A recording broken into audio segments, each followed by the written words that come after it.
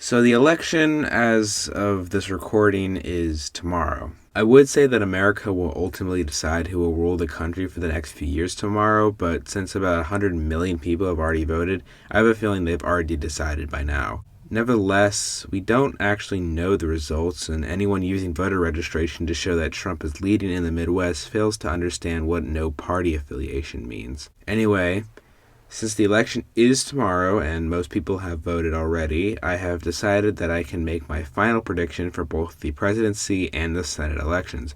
I am basing it off of my confidence in who's winning those states, not the margins by which they will win. After the election, I will make a sequel to this video comparing the actual results to my prediction and seeing where I was right and where I was dead wrong.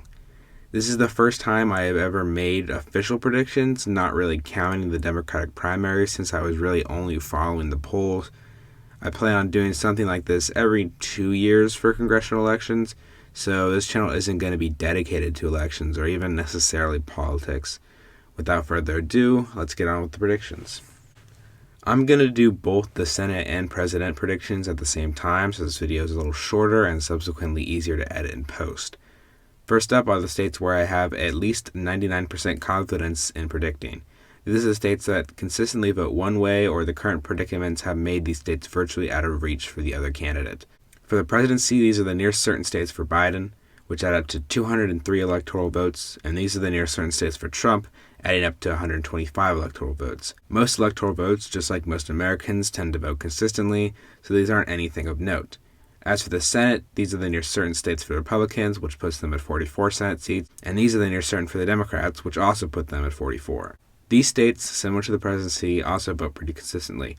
Texas and New Hampshire, while being competitive on the presidential side, are pretty safe for their incumbents. Moving on, these are the states with about 90 to 99% confidence. These states are usually swing states and maybe kind of close, but I don't see a possibility of the state straying from my prediction. On the presidential side, there are two states that I have 90 to 99% confidence in, Colorado and New Hampshire, both for Biden. These states were close in 2016, but Biden has made considerable gains here, and thus Trump doesn't have a clear shot. This puts Biden at 216 electoral votes.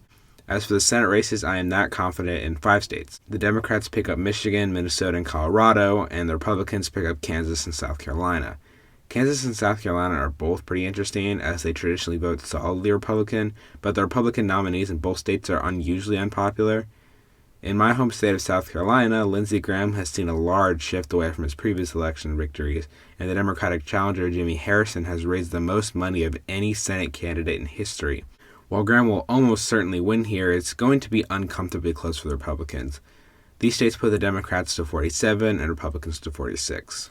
Next up, it's the states where my confidence is around 75% to 90%.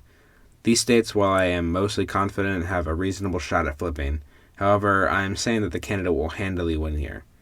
On the presidency, Michigan, Wisconsin, Pennsylvania, Minnesota, Nevada, and Nebraska's 2nd District go for Biden, with no states for Trump. These states definitively cost Clinton the election. She lost in Michigan, Wisconsin, and Pennsylvania by less than 1%, which pushed Trump over 270. However, these states have continuously shown that Biden is going to do much better than Clinton in terms of polling, which puts him at 279 electoral votes. As for the Senate, Democrats pick up the states of Arizona, North Carolina, and Maine, while the Republicans pick up Montana. All 4 of these races are swing races this election, and consistent polling has put these states into the column of their respective party nominees.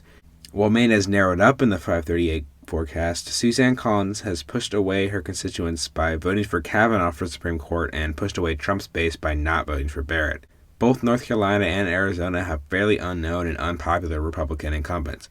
Mark Kelly, like Kyrsten Sinema, has proven to be much more popular among Arizonians compared to Martha McSally, and the state will likely choose another Democrat.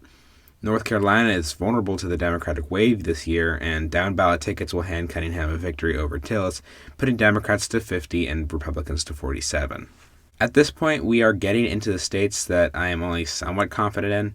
While I obviously think these states will vote as my predictions say, I can foresee a scenario where I am wrong. First are the states where I have 60 to 75% confidence in. For Biden, I have the states of Arizona and North Carolina. These states have shown a consistent lead for Biden, as well as both being susceptible to the Democratic wave we are seeing on the Senate level. This puts Biden at 305. For Trump, I have the states of Iowa and Texas. Iowa voted for Trump by 9% in 2016, and the 538 forecast has Trump favored to pick up the state.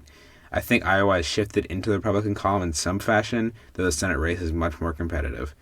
Texas is the opposite. Texas has narrowed from a consistently Republican state to a highly competitive one. However, I think Texas is about one election cycle away from being a toss-up or even lean Democratic state, so I'm putting Texas in Trump's column for now. That puts him at 169 electoral votes. On the Senate level, Democrats pick up the Georgia special. Currently, in a roughly three-way race, the Democrat Raphael Warnock is polling far ahead of Republicans Kelly Loeffler and Doug Collins. In Georgia, if no candidate manages to get an outright majority of the vote, it goes to a runoff. I expect the runoff to be between Warnock and Loeffler, which gives Warnock a slight edge over her, as Loeffler is a quite unpopular Republican in a Democratic wave year. This puts the Democrats at 51. Finally, these are the states that are pretty much a toss-up, roughly 51 to 60% confidence. Biden takes Florida, while Trump takes his Georgia, Ohio, and Maine 2nd District. All of these states are easily within reach of either candidate. Biden leads in Florida, but Republicans almost consistently overperform polls here, so it's very possible that Trump takes it. Biden also leads in Georgia and Maine 2nd, but I think Georgia will narrowly go to Trump, as it has consistently gone Republican, even in Democratic waves years like 2018. Maine 2nd, on the other hand, went to Trump by double digits in 2016, so I still think he has a narrow lead. Similarly, Trump currently leads in Ohio after winning it by 8% in 2016, so I think he's still the favorite there. This gives a final total of 334 for Biden and 204 for Trump. In the Senate, Republicans take 2 seats, Iowa and Georgia's regular election. While the Democrat challengers are within the margin of error, Trump's victory will translate to the down-ballot races in both of these states and will give Republicans narrow victories here. This gives a final total of 51 seats for the Democrats and 49 for the Republicans. So, in conclusion, I am predicting that Biden wins the presidency with 334 electoral college votes, and the Democrats win the Senate with 51 seats.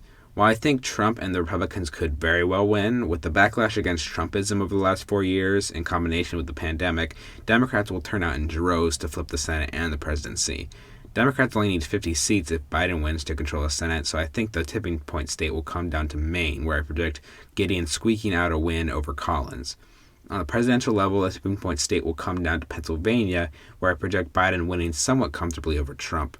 Like I said, I will come back and compare my prediction to the final results and see how close or how wrong I was. Last time I said I was planning on making 5 to 6 parts for this series. However, I'm probably going to cut that down to 4, maybe 5 if something interesting happens on Election Day.